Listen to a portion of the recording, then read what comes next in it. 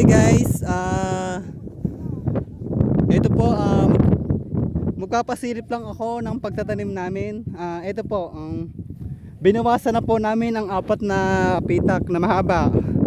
Mapapansin nyo po, napakahaba niyan. Hindi po nila kinaya sa sobrang haba, nanakit po ang kanilang mga balakang. Nakikita nyo po yung maliit na bata na yon. Isusum ko po para makita nyo. Ayan, umiiyak na po siya. Ayan, umiyak na po siya sa sobrang hirap. May pumasok na po sa saklong niya. Ayan, makikita nyo po yung mga babae. Ayan, masakit na po ang mga balakang nila.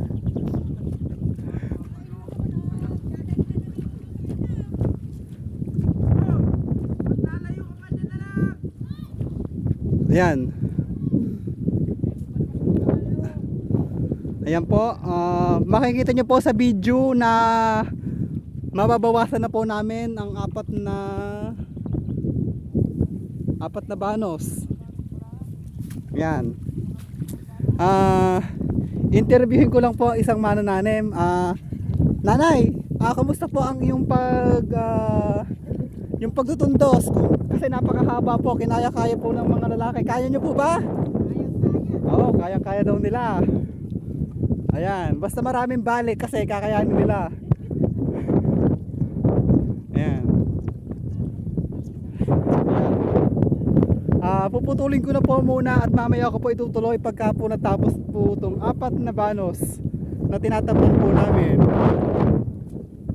Wag po kayo magsasawang magpadala ng pera sa akin, mga ka-Gcash. Ilalagay ko po sa comment section ng aking Gcash number. Ayan.